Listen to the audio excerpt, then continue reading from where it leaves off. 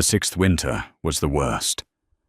Not because of the cold, though the cold had teeth this year, biting through the ragged wolf pelt she wore like a second skin until her ribs ached with each breath. Not because of the hunger, though her stomach had long since stopped growling and settled into a dull, permanent cramp that she barely noticed anymore. The sixth winter was the worst because the grave was sinking.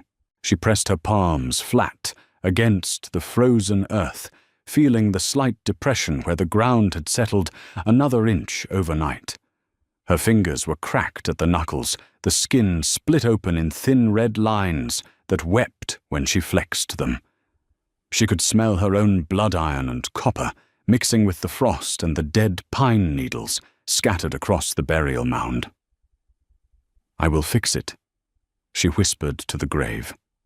Her voice was raw, unused for days, maybe weeks. Time moved strangely in the no-man's land between the Silvercrest and Ironmore territories. No pack claimed this strip of dead forest. No patrol walked these paths. That was why she had chosen it. That was why she had survived. Elara scraped frozen dirt from the base of a nearby embankment, filling her palms with clumps of icy soil that she packed carefully over the depression. Her wolf, weak and half-dormant inside her, stirred with the effort. Not enough food. Not enough warmth. The wolf had retreated deep years ago, curling into something small and quiet in the furthest corner of Elara's mind. She could still feel it breathing barely. The headstone was not really a headstone. It was a flat river rock she had carried from the creek bed 4 winters ago, when the creek still ran before freezing solid each November. She had scratched letters into it with a smaller stone patient, and precise, the way the woman beneath the earth had taught her to be patient and precise about everything. The letters read, "Here rests a gentle heart." No name. Names were dangerous in no man's land. Names attracted scavengers, both the animal kind and the wolf-shifter kind. Rogues who picked through abandoned territories looking for anything of value. A named grave suggested someone worth robbing. Elara sat back on her heels and pressed her hand flat against the mound the way she did every morning.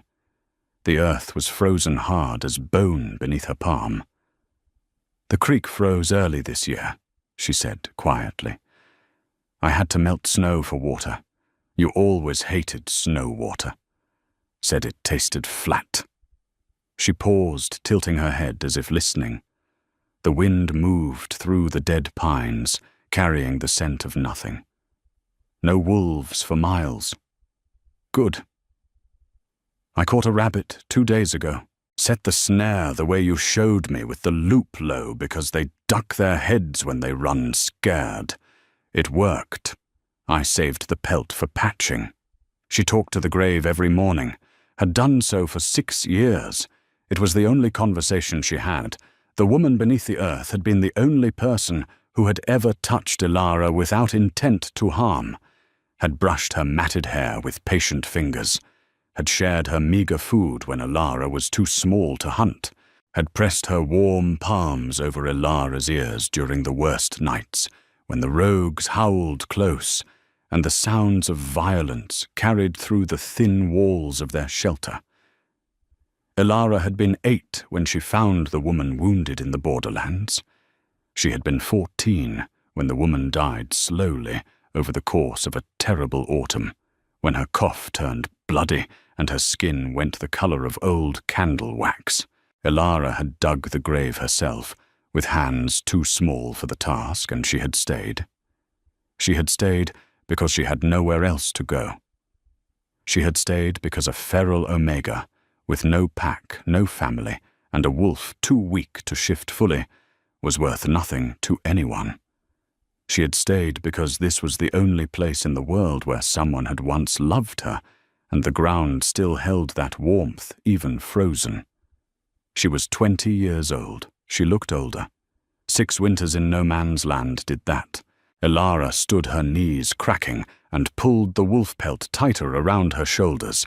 She needed to check her snare line, needed to find more firewood, needed to reinforce the lean-to before the next storm hit, because the wind had torn a gap in the eastern wall last night, and she had woken to snow on her face, crusted in her eyelashes, melting into the hollow of her throat. She turned toward the tree line and stopped. The scent hit her before the sound, before the sight. It came through the frozen air like a crack in glass, sharp and sudden and impossible to ignore. Pine resin and wood smoke, and something deeper, darker, like the mineral smell of hot stone after rain. Her wolf, dormant for years, lurched upright inside her so violently that Elara staggered. Her hand shot out, gripping the rough bark of the nearest pine to steady herself. The wolf was awake. Fully, completely, thrashingly awake for the first time since Elara was 16 and had nearly died of a fever that lasted 9 days. The wolf pressed against the inside of her skin, pushing, straining, and Elara's vision flickered gold at the edges. No. No, no, no. She heard them then. Hooves, the creak of leather, the clink of metal on metal, and beneath it all, the low vibration of wolves in shifted form, their massive paws hitting frozen ground in a rhythm that shook the earth beneath her bare feet. A patrol, a large one, coming from the east, from Ironmoor territory. Elara's survival instincts fired faster than thought. She dropped low, pressing her body against the base of the pine, making herself small. The wolf pelt blended with the dirty snow and dead undergrowth. She was good at disappearing. 6 years of practice, but her wolf would not be still. It clawed and howled inside her, straining toward the approaching scent with a desperation that made Elara's teeth chatter. Mate. The word rose from somewhere primal, somewhere she had no control over. Mate, mate, mate. Shut up, she hissed under her breath to her own wolf. Shut up, shut up. The patrol broke through the tree line. She counted 12 shifted wolves, massive and dark-furred, flanking a group of 6 riders on black war horses. The wolves moved with military precision, their formation tight, their heads low and scanning. They were not rogues. They were trained, disciplined, deadly. And at the center of the formation, on a horse so black it seemed to absorb the weak winter light, sat a man who made Elara's wolf slam against her ribcage hard enough to bruise. He was enormous. Even mounted, she could see the breadth of his shoulders beneath the fur-lined cloak, the thickness of his arms where they held the reins with casual, absolute control. His hair was black and cut short, revealing the strong column of his neck and the edge of a scar that ran from behind his left ear, down beneath his collar. His jaw was sharp enough to cut, shadowed with dark stubble, and his eyes. His eyes were scanning the tree line with a predator's focus. Amber gold, bright as lantern light in the grey winter morning. The Alpha King of Ironmoor. Elara had never seen him, had only heard his name in the fragments of conversation that drifted through the borderlands when rogues passed too close to her territory. Cale Voss, the Wolf King, the man who had united 3 packs under one banner through blood and war, and the kind of ruthless strategy that made other alphas submit or die. He had taken the throne at 22, they said, had killed his predecessor in single combat, had never taken a Luna. He was riding through no man's land. He was riding toward the grave. Elara's blood went cold in a way that had nothing to do with winter. She watched, pressed flat against the earth, as the patrol slowed. The king raised one hand, a minimal gesture, and the entire formation stopped with the kind of instant obedience that spoke of absolute authority. He dismounted in a single fluid motion, his boots hitting the frozen ground with barely a sound despite his size. He was walking. He was walking toward the clearing, toward the grave. Elara's fingers curled into the dirt. Every instinct screamed at her to run. But her wolf had gone eerily still, watching, waiting, focused on the man with an intensity that paralyzed her limbs. The Alpha King stopped at the edge of the clearing. His nostrils flared. Elara watched his face change. It was subtle, a tightening around his eyes, a slight parting of his lips. He breathed in again, deeper this time, and something shifted in his expression. Something broke. He walked to the grave.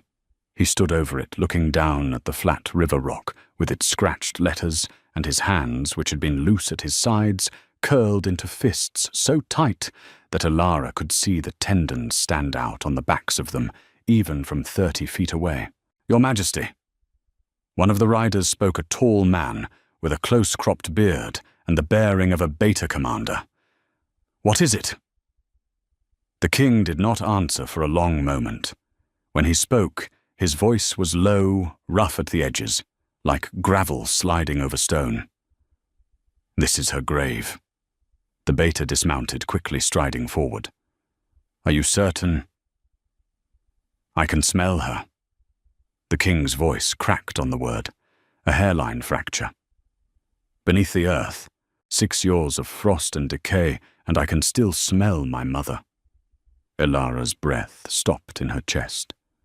His mother, the gentle woman who had brushed Elara's hair, who had shared her food, who had pressed her palms over Elara's ears during the worst nights, who had died slowly coughing blood, her skin going to wax. The woman had never given her name, had said it was safer that way, had said that names could bring danger to them both. Elara had accepted it the way she accepted everything in those years, with the trusting simplicity of a child who had been given kindness for the first time and would not risk it by asking questions. The Alpha King's mother, the former Luna of Ironmoor, the woman who had disappeared 14 years ago, declared dead by the pack, mourned in a ceremony Elara would never have known about. Lost. And Elara had been guarding her grave for 6 years. The king crouched beside the mound, pressing his palm flat against the earth in exactly the same gesture Elara used every morning. His jaw was clenched so tight the muscle jumped beneath his skin. He held himself very still, but Elara could see the fine tremor in his shoulders, the controlled vibration of grief held on a very short leash. She was tended. His voice was barely above a whisper. He traced the edge of the mound with his fingers, touching the packed earth, the fresh repairs Elara had made that very morning. Someone tended this grave. Recently. His head came up, nostrils flaring again, and this time his eyes tracked across the clearing with a different kind of intensity. He was scenting the air. Elara pressed herself deeper into the frozen ground, but she already knew. Her scent was everywhere here. 6 years of living, sleeping, breathing, bleeding in this clearing. There was no hiding it. His eyes found her. The gold of them was not warm. It was molten liquid, the color of a forge at full heat. It pinned her against the earth like a physical weight, and her wolf surged upward so hard that Elara felt her spine arch involuntarily, her muscles spasming. "Mate."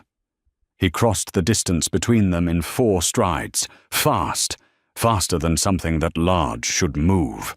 He stopped 3 feet from her, looking down at the creature pressed against the base of the pine tree, and Elara saw his nostrils flare wide, saw his pupils blow black until only a thin ring of gold remained.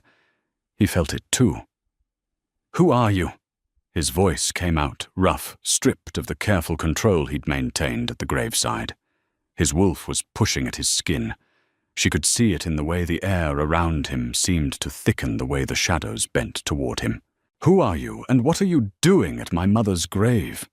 Elara looked up at him from the ground, her cracked hands, her matted hair, her hollow cheeks, and the dirt ground into every line of her skin. the wolf pelt that stank of years. She knew what she looked like, what she smelled like beneath whatever the mate bond was doing to their wolves.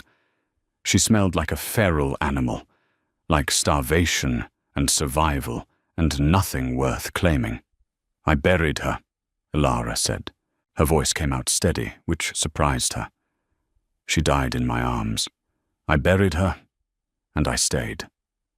Something moved across the king's face, a wave of emotion so complex and so quickly controlled that Elara could not name all its parts.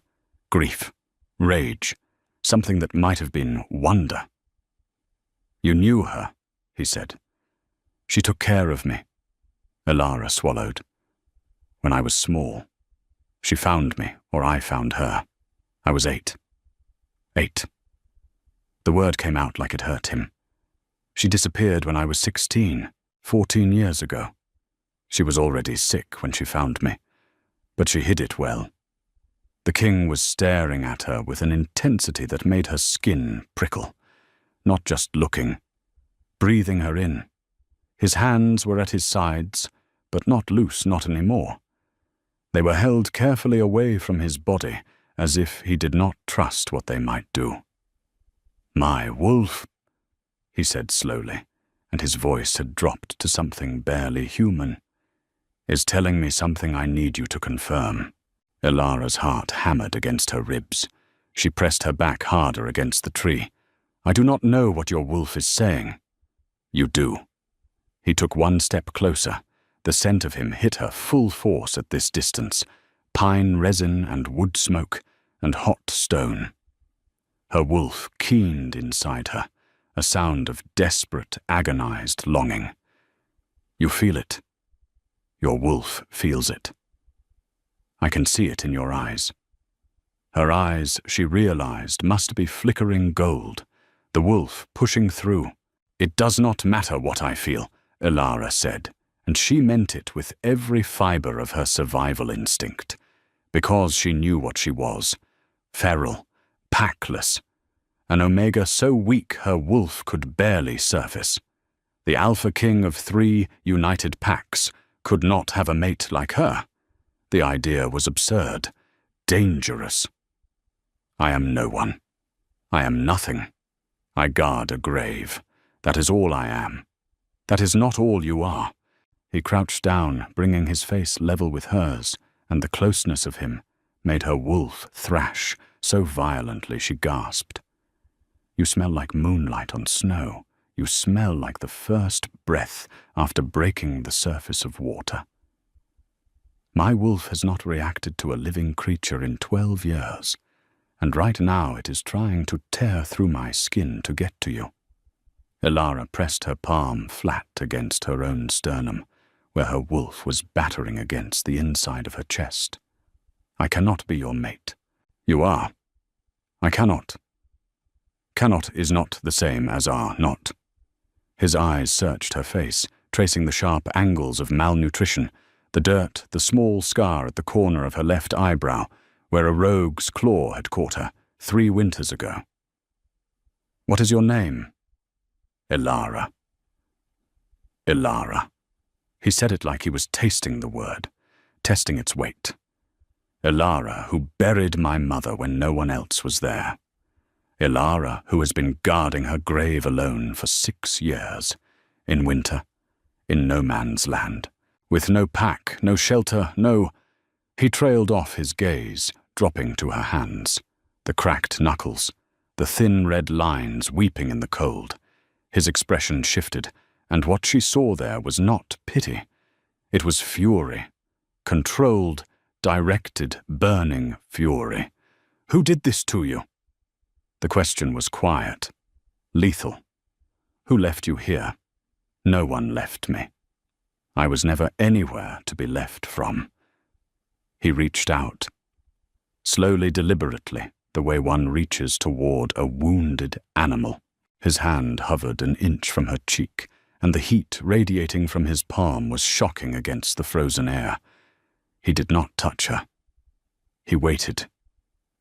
"I am going to take you from this place," he said. "You are going to come with me." I cannot leave the grave. The grave is coming too. His eyes held hers. My mother is coming home, and so are you. Ilara stared at him. No one had ever said the word home to her. Not once. Not in 20 years of living. The woman in the grave had given her kindness, warmth, care, but they had never called their lean-to a home. It had always been a hiding place, a survival measure. I do not have a home, she said. You do now. His voice brooked no argument. It was not a request, not an offer. It was a statement of fact from a man who reshaped reality to fit his declarations. You are my mate. You guarded my mother's resting place for 6 years when my entire kingdom failed to find her. You are coming home with me, Ilara. She should have argued, should have run. Every lesson 6 years alone had taught her said to run from power, from attention, from anyone who might have the strength to hurt her. But her wolf was pressing against her skin with something that felt like relief, like arriving, like exhaling for the first time after holding a breath for years. The grave, she said again stubbornly. I will send my best men to exhume her with full honors. She will be reburied in the royal cemetery beside my father with the funeral she deserved. He paused. You will be there. You will tell me how she died. You will tell me everything. Ilara searched his face for the cruelty she had learned to expect from powerful men, from alphas, from anyone with the strength to take. She found grief, found the mate bond burning behind his gold eyes, found a kind of desperate, barely contained need that mirrored her wolf's keening.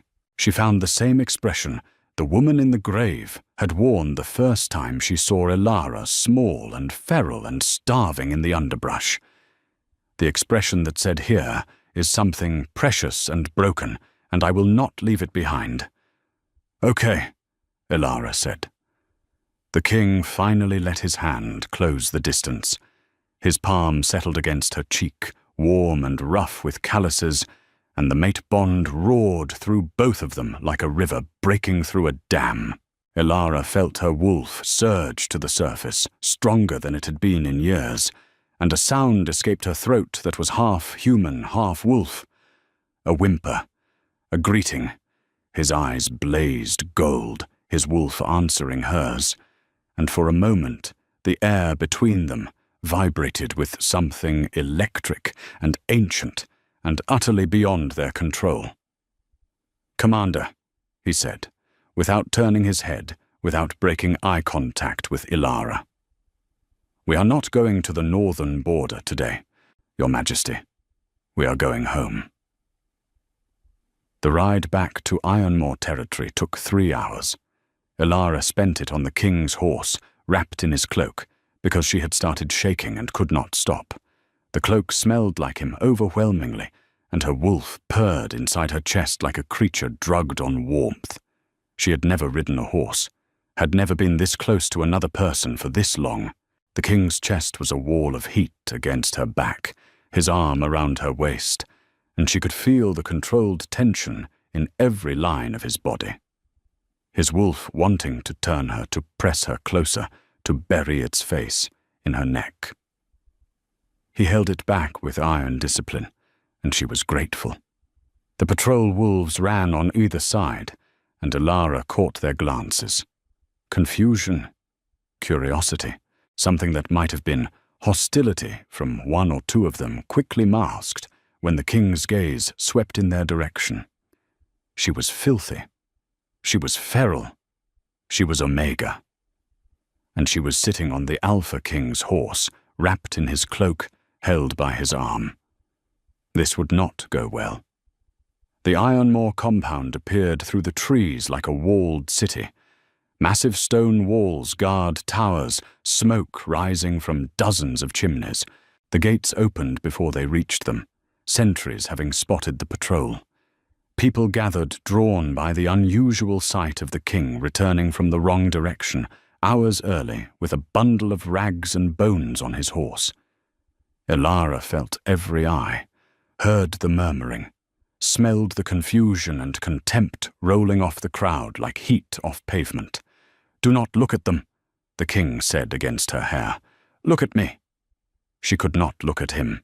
She was looking at the ground at her bare feet, hanging against the horse's flank at her own cracked and bloody hands, clutching the front of his cloak.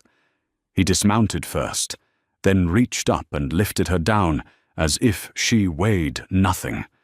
His hands spanned her waist, and she felt how his fingers nearly met around her. Too thin. She knew. She pressed her eyes closed as he set her on her feet. "Kyle." A woman's voice, sharp and surprised. "What is this?"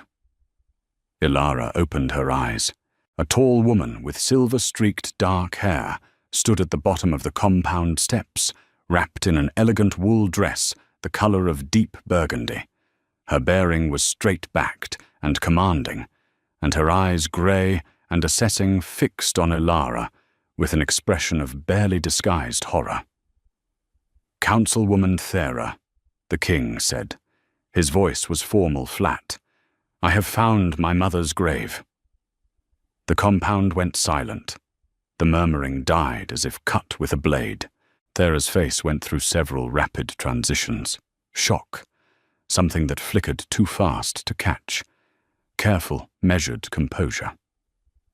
"Your mother's grave," she repeated. "Where?" "In the no-man's land, the borderlands between us and Silvercrest." His hand was on Ilara's back, between her shoulder blades, and she could feel the weight of it like an anchor. This woman buried her, has been guarding her resting place for 6 years. Thera's grey eyes moved to Ilara, moved over her, cataloguing the filth, the thinness, the bare feet on cold stone. "An omega," she said. Not a question. She could smell it. "My mate," the king said. The silence that followed was absolute. Then it shattered into a dozen voices at once, overlapping, questioning, protesting. The king ignored all of them. "She needs food, a bath, a healer, and a room," he said to a young woman in servant's clothes who had appeared at his elbow, wide-eyed. "My chambers. Now." "Your Majesty." Thera's voice cut through the noise with practiced authority. She was a member of the ruling council Ilara would learn later.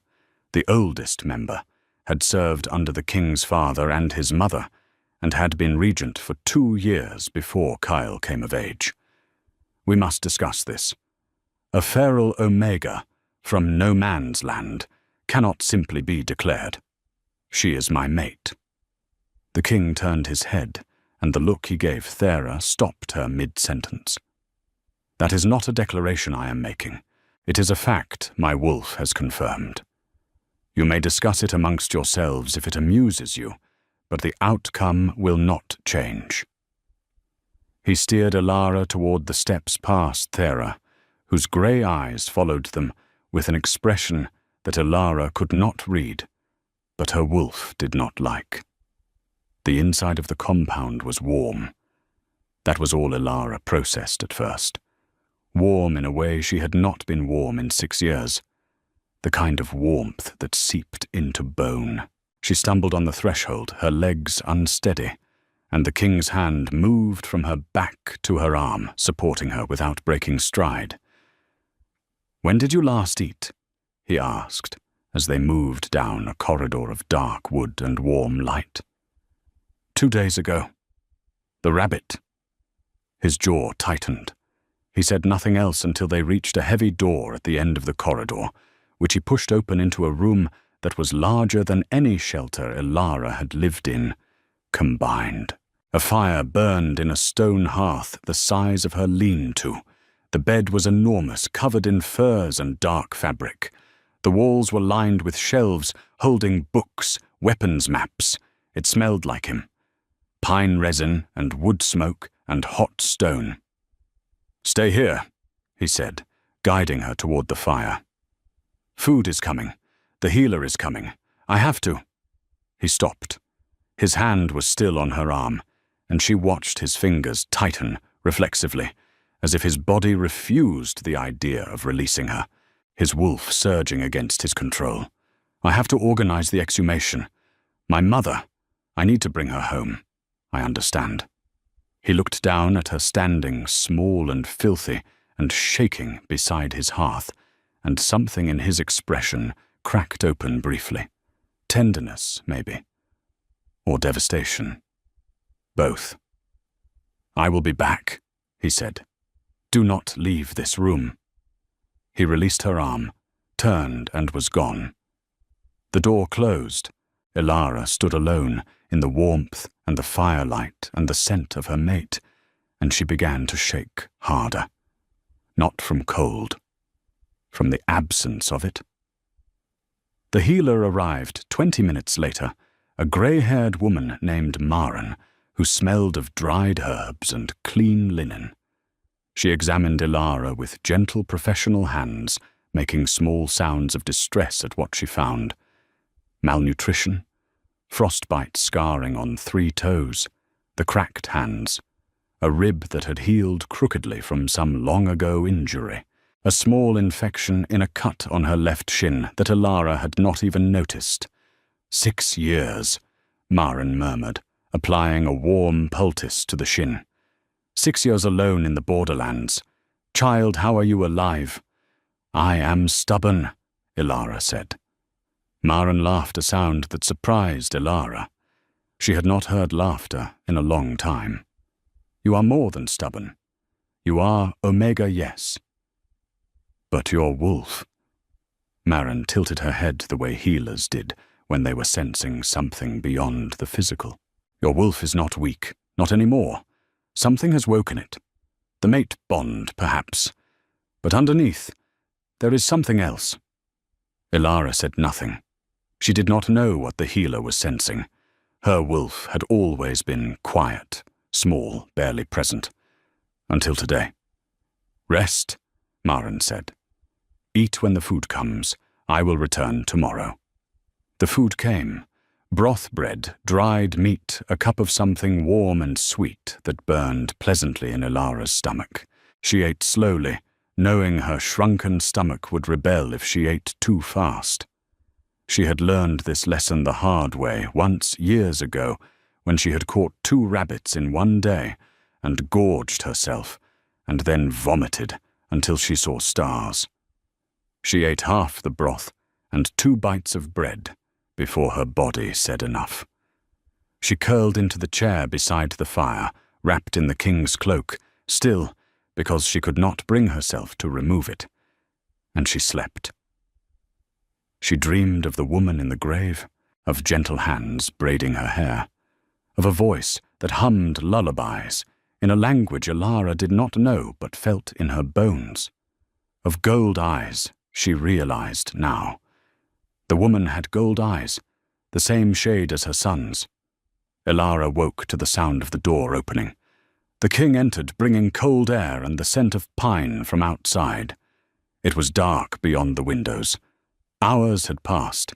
He stopped when he saw her curled in the chair, still wrapped in his cloak, and something in his posture shifted, softened. You didn't use the bed, he said. I have not slept in a bed in 6 years.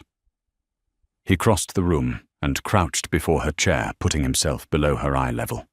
A deliberate choice, she understood, making himself smaller, less threatening. A man his size with his power, choosing to kneel before a feral Omega in his own chambers.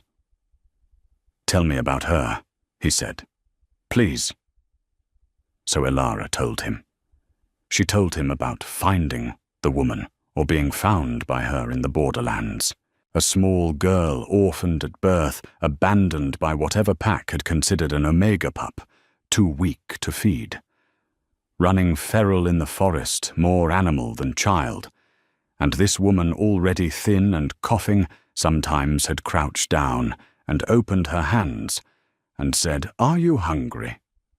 She told him about the years that followed, the lean-to they built together, the snares the woman taught her to set, The herbs she showed Ilara how to identify. The way she told stories at night, stories about a pack she had once belonged to, about a son she missed with every breath, about a life she could never return to, because the people who had driven her away would kill her if she tried. "Who drove her away?" Kyle asked. His voice was very quiet, very controlled. His eyes were not controlled. They burned. She never told me their names. She said there were people in the pack who wanted her gone, who feared something about her bloodline. Ilara paused. She said she was dangerous to them simply by existing. "My father died when I was 15, Kyle said slowly. "Killed in a border skirmish. The council took over governance until I came of age. My mother disappeared 3 months after his death. They told me she had gone mad with grief, run into the wilderness, that search parties had found nothing. She was not mad. No." The word came out hard as stone. "She was not mad. She was driven out, by my own council, by people I have been ruling alongside for a decade." His hands resting on his thighs, curled into fists again. That same white-knuckled tension she had seen at the graveside. "She loved you," Ilara said, "because it was true, and because the expression on his face was terrible. She talked about you every day. She said you were strong and good, and that you would be a great king. She said she was proud." He closed his eyes. His throat worked. For a long moment he was silent, and Ilara watched the firelight play across the hard angles of his face, and she felt her wolf reach toward him with something that was not desire. It was recognition. It was comfort. She lifted her hand, hesitated, then placed it on his fist, her cracked fingers against his scarred knuckles. His eyes opened at the contact, gold and wet, and he turned his hand over beneath hers, opening his fist, letting their palms press together. "You kept her safe," he said. "Even after she died. You kept her safe. She kept me alive first. I owed her everything. You owe her nothing. You gave her more than this entire pack gave her in death." His fingers closed around hers, careful of the cracks, gentle, in a way that seemed at odds with the size of him. "You owe nothing to anyone. Do you understand that?" Ilara didn't understand it. She had never been told she was not in someone's debt. She did not know how to hold that idea. She did not answer, and he did not push. "Sleep," he said, rising to his feet, but not releasing her hand. "Take the bed. I will sleep in the chair. This is your room. This is our room. The bed is yours tonight." She was too exhausted to argue. She let him guide her to the bed, let herself sink into furs that were softer than anything she had ever touched. The scent of him enveloped her, and her wolf settled into a purr so deep and steady that she was asleep before she could form another thought. 3 days passed. 3 days of warmth, food, the healer's visits, and the king's presence each evening. 3 days of learning how to exist inside walls, inside warmth, inside the gravitational pull of a mate bond that grew stronger by the hour, tugging at her chest like a physical thread, connecting her to wherever Kale was in the compound. She could feel him, moving through the building, speaking with his council, training with his warriors. She could feel the low burn of his presence like a second heartbeat. On the 4th day, the trouble started. Ilara was in the king's chambers, sitting by the window, watching the compound below, when the door opened without a knock. She turned, expecting Maren or the servant girl who brought meals. Councilwoman Thera stood in the doorway. She was tall, taller up close than Ilara had realized, and the grey eyes that surveyed the room were sharp with intelligence and something harder, purpose. "So," Thera said, stepping inside and closing the door behind her. "The feral Omega who has bewitched our king." Ilara stood slowly. Her wolf stirred uneasy. "I have not bewitched anyone." "You have not."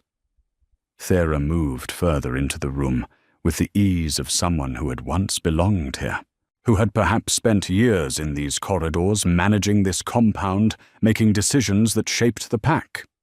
A creature appears from no man's land, claims to have buried the former Luna, and within hours our king declares her his mate.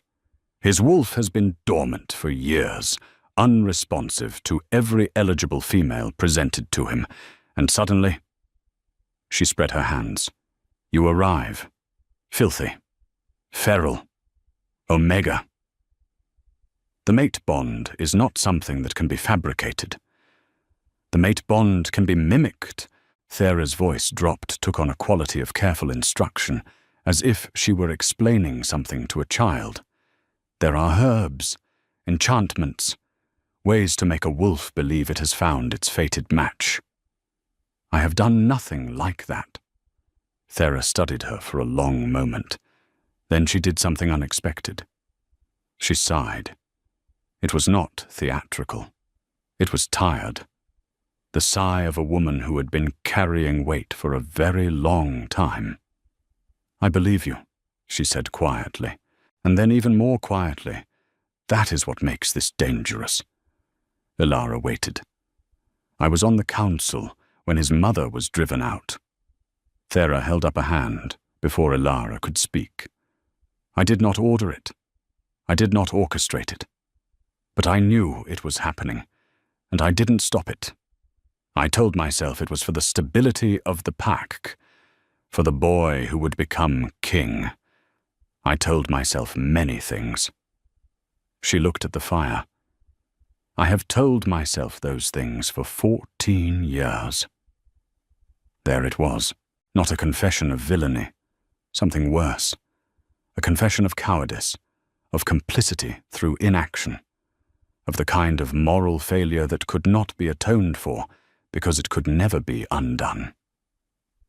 She died slowly, Ilara said. Over months. She coughed until her lips were always red. Thera flinched, actually flinched, a physical jolt that ran through her tall frame. Her mouth pressed into a line so tight it went white. I know what I am, Thera said after a moment. I know what I allowed, but I am telling you this because the ones who did orchestrate it, they are still here, still on the council, and they will not tolerate you any more than they tolerated her. Why?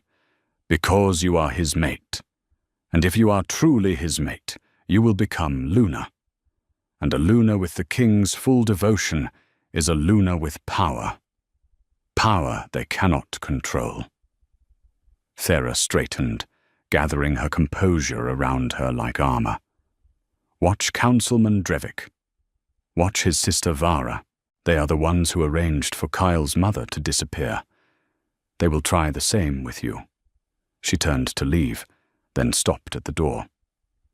For whatever it is worth, she said, without turning around, I am glad someone was with her.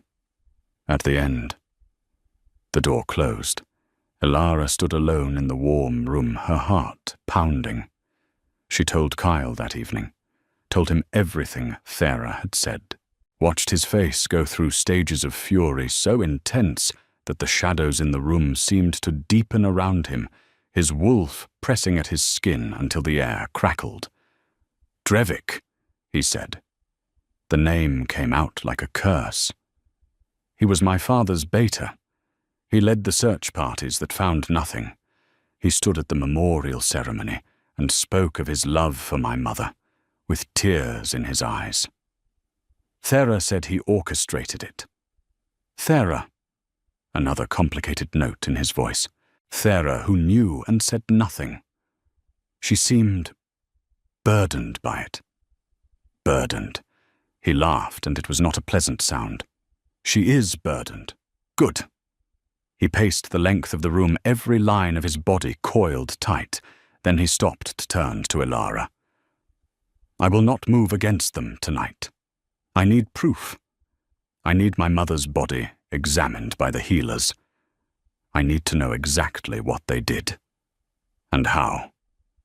His eyes found hers.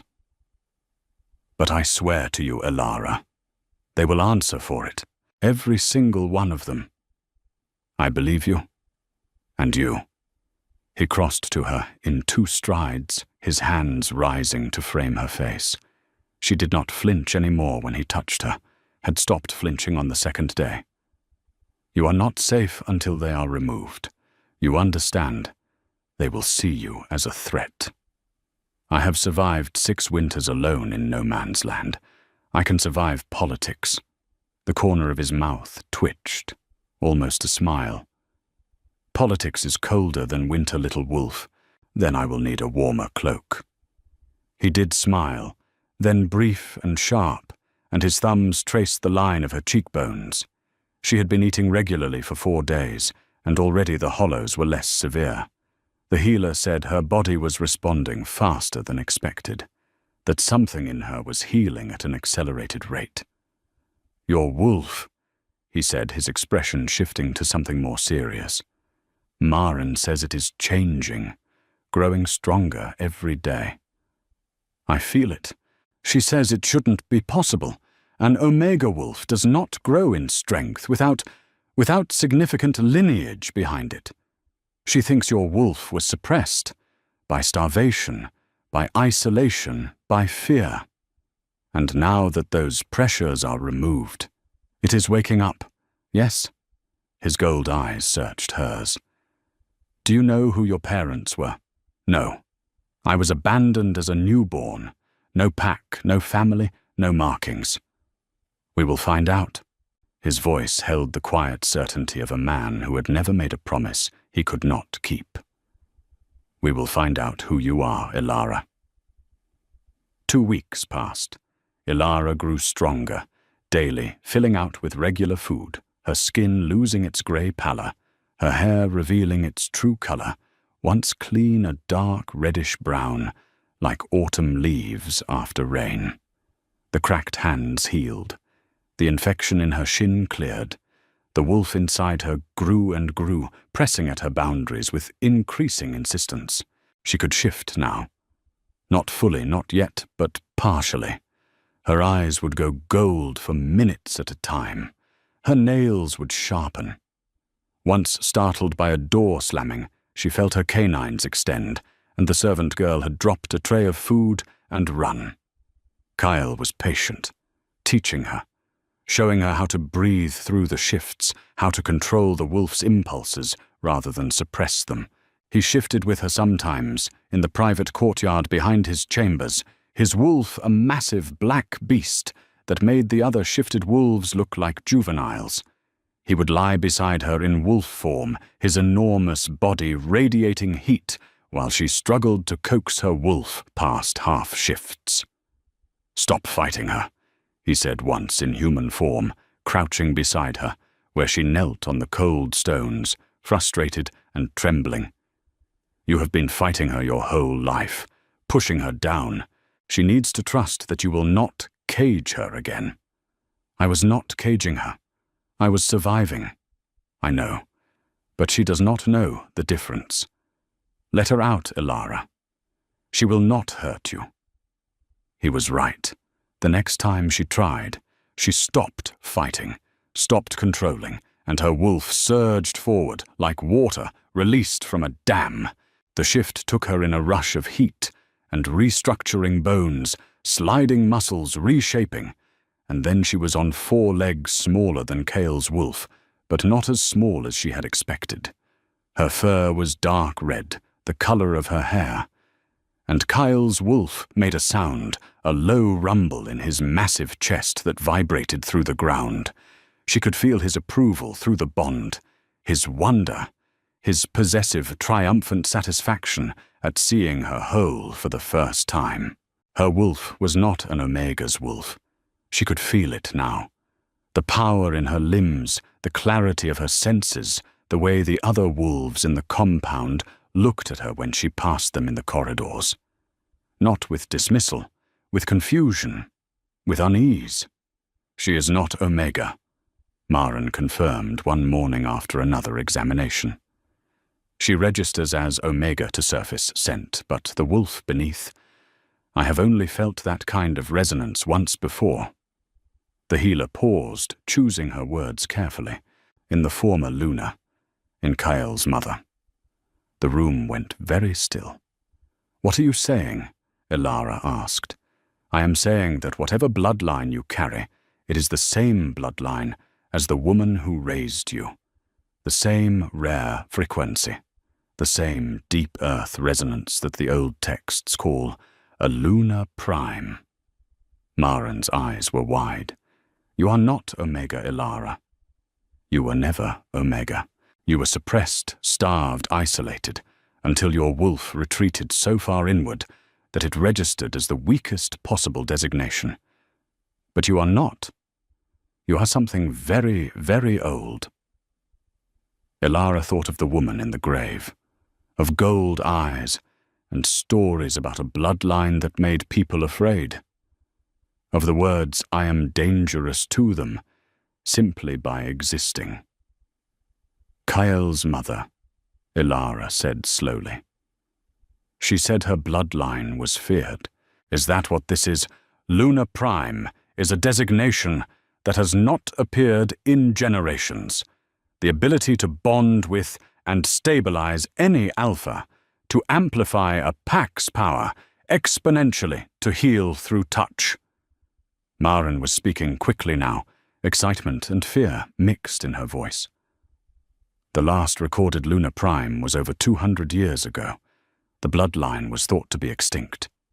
But it was not extinct. No, it was hiding, in no man's land, in a woman who raised a little girl with the same blood. Elara sat very still. Am I related to her, to Kyle's mother? I cannot say with certainty, but the resonance is identical. Cousins, perhaps, the same family line separated by a generation. Maren gripped her hands. Elara, this means the people who drove the former Luna away, who killed her through exile and neglect. They did it because they feared this power. And now you have appeared with the same power, in the same pack, as their king's mate. They will try to kill me. They will. Councilman Drevik was a tall man, in his 60s with iron-grey hair, and the build of a former warrior gone slightly soft at the edges. He had a voice like polished wood, smooth and practiced, and he used it the way a craftsman uses a fine tool. Precisely. Effectively. Elara had watched him from across the great hall for days, had seen the way he spoke to other council members, always with a hand on their shoulder or arm, always leaning close, always the quiet word in the ear, rather than the public declaration. A spider, she thought. Not a wolf. A spider sitting at the center of invisible threads. His sister Vara was different. Vara was loud where Drevik was quiet, bold where he was subtle, a tall woman with sharp features and a smile that never reached her ice-blue eyes. She commanded a group of female wolves who deferred to her in all things. A lunar-in-waiting people called her, though not within Kyle's hearing. She had presented herself as a potential mate to the king 3 separate times over the past decade, and been refused each time. Elara could feel Vara's hatred from across any room. It was a tangible thing like heat from a forge, directed and focused and patient. On the 18th day since Elara's arrival, Drevik made his move. It was subtle. Of course it was subtle. A whisper campaign among the pack, questions raised in council, concerns about the king's judgment, about enchantment, about manipulation, about the convenient timing of a feral Omega appearing with claims about the former Luna. She could have desecrated that grave. Vara said loudly in the great hall during a meal, not bothering to lower her voice. Could have dug it up herself and placed it there to manufacture a story. How do we know she did not murder the woman and then use her grave as a prop? Several wolves murmured agreement. Ilara, seated at the king's table, by his insistence, felt the words like stones thrown at her back. Kyle's hand closed over hers beneath the table. "Let them talk," he murmured. "The exhumation results will be here soon. The healers are examining her remains. The truth will silence them." But Ilara could feel something else. Something building. The whispers were not just words. They were preparation. On the 23rd day, the healer who had been examining the former Luna's remains was found unconscious in her workroom. Her notes were gone. Every record of her examination vanished. Kyle's fury shook the compound. Literally, his wolf erupted from his control during the council meeting, where the attack was reported, and the walls trembled with the force of an alpha's dominance being unleashed at full power. 6 council members dropped to their knees involuntarily. 2 fainted. Drevik remained standing. His expression was carefully, precisely horrified. His voice was steady as he expressed his shock, his outrage, his deep concern. But Ilara was watching his hands, and his hands were perfectly still at his sides. No tremor, no surprise. A man who was already exactly where he expected to be. "It was him," she said to Kyle later in their room. His room. Their room. She could not yet think of it as theirs. He was not surprised, not for a single second. "I know." Kyle was pacing again, that caged predator rhythm. "I know it was him. But without the healer's notes, without proof. What proof do you need? Beyond the mate bond, beyond Thera's testimony.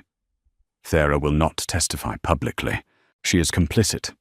To accuse Drevik is to condemn herself." He stopped pacing, looked at Ilara with an expression she was beginning to recognize. The expression of a man who saw a path forward, but didn't like it. "There is one way. Tell me." A Luna's challenge. An old law. If a pack member formally contests the claiming of a Luna, the Luna may answer the challenge by demonstrating her worthiness before the pack. If she proves herself, the challenger is bound by ancient law to submit or face exile. What does worthiness mean? It depends on the challenge, usually a demonstration of power, of the wolf's true nature. His eyes held hers. If you are truly Luna Prime, Ilara, a challenge would force your wolf to emerge fully, in front of everyone, undeniably. And if I fail, you will not fail. If I fail. He was silent for a moment. If you fail, the challenger may demand the bond be severed. Exile for the failed Luna. Ilara thought of no man's land, of the cold, of 6 winters alone. "I will not go back there," she said. Not because she feared it. She had survived it once, and could again. But because she did not want to. For the first time in her life, she did not want to be alone. "You will not go back there." Kyle crossed to her, his hands finding her shoulders gripping firm. "You will never be alone again. But I need you to trust me. And I need you to trust your wolf. I do not know what she can do. Then we will find out together." The challenge came 3 days later. Vara issued it formally in the great hall, standing tall in a dress of midnight blue, her ice-blue eyes fixed on Ilara, with a triumph she did not bother to hide. "I challenge the king's chosen mate," Vara announced, her voice carrying to every corner of the packed hall, "on the grounds that she is not what she claims, that she is Omega, that she is unworthy, that she has manipulated our king through deception and sorcery." The hall exploded in sound. Kyle rose from his throne, but Ilara caught his wrist. His eyes snapped to her blazing gold, his wolf raging at the surface. "Let me answer," she said quietly. "Let me answer her." He looked down at her hand on his wrist. At her face, still thin, but no longer hollow, her eyes, steady her wolf-burning gold behind her irises. He sat back down. His jaw was clenched so tight she could hear his teeth grinding. Elara stood. The hall fell quiet. Every eye on her. The feral Omega who had arrived in rags, who had slept in dirt for 6 years, who was now standing in clean clothes with color in her cheeks and gold in her eyes. "I accept the challenge," she said. Her voice did not waver. Vara smiled. 3 days hence, in the arena. Bring your wolf, little Omega, if you have one. The 3 days were a blur of preparation. Kyle worked with her every hour, pushing her wolf to the surface, teaching her to hold the shift to control it without suppressing it. The wolf came more easily each day, and each day it was stronger, bigger, the dark red fur crackling with something that was not just physical. "You feel that?" Kyle said on the second night his wolf pressed beside hers in the courtyard. "That vibration, that resonance." She did feel it. A humming in her bones, a warmth that extended beyond her body, reaching outward like roots, spreading through earth. When she pressed against Kale's wolf, the vibration intensified, and she felt his wolf respond, felt it stabilize calm center in a way that was not about dominance or submission, but about balance. "Luna Prime," he murmured, shifting back to human naked and unself-conscious in the cold air. "You amplify. You balance. You are what holds the pack together at its core." She shifted back beside him, and he wrapped his cloak around both of them, pulling her against his chest.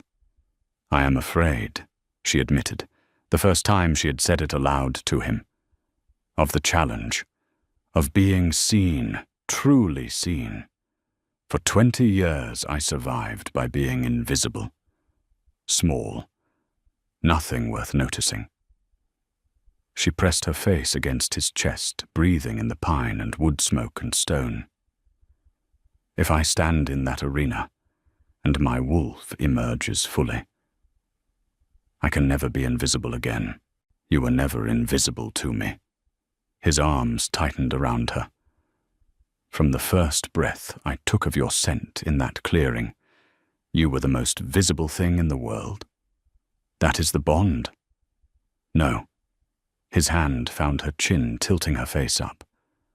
"The bond told me you were mine, but I see you because of who you are. The woman who guarded a grave in winter for 6 years out of love. The woman who talked to the dead because she had no one living to talk to. The woman who survived when surviving was the hardest possible thing to do." His thumb traced her lower lip. "That is not the bond. That is you." She kissed him. For the first time, pressed up on her toes and put her mouth against his, and the bond roared through both of them like a forest fire, and his arms crushed her against him, and his wolf howled inside his skin, and hers answered. When they broke apart, they were both breathing hard, gold-eyed wolves pressing at the surface. "After the challenge," he said roughly, "after you destroy Vara in front of the entire pack, I am going to mark you. I am going to make you my Luna in every way that matters, and several ways that are purely for my own satisfaction." Is that a promise or a threat? Yes. The arena was a stone circle in the center of the compound, ancient and worn smooth by generations of challenges, ceremonies, and rituals. The entire pack ringed the edges. Hundreds of wolves shifted and human watching, waiting. Elara stood at one end, Vara at the other. Vara had shifted. Her wolf was large for a female, sleek and grey-white beautiful, in the way a blade is beautiful, functional, sharp, deadly. Ilara was still human, still standing in her simple dress, bare feet on cold stone, her wolf pressing at her from inside, like something trying to be born. "Shift Omega," Vara's wolf seemed to say through body language alone. The contemptuous pacing, the lowered head, the pulled-back lips revealing teeth. "Come, show them what you are." Kyle was in the stands. She could feel him, the bond between them, vibrating with tension, with restrained violence, with the desperate need to intervene that he was holding back because she had asked him to. "Trust your wolf." Ilara closed her eyes. She stopped fighting. For 20 years she had held her wolf back, had pushed it down, starved it, silenced it. Not out of cruelty, out of necessity. A feral Omega could not afford a wolf that drew attention, could not afford power when power made people afraid, could not afford to be anything more than small, quiet, invisible. She was done being invisible. The shift did not come like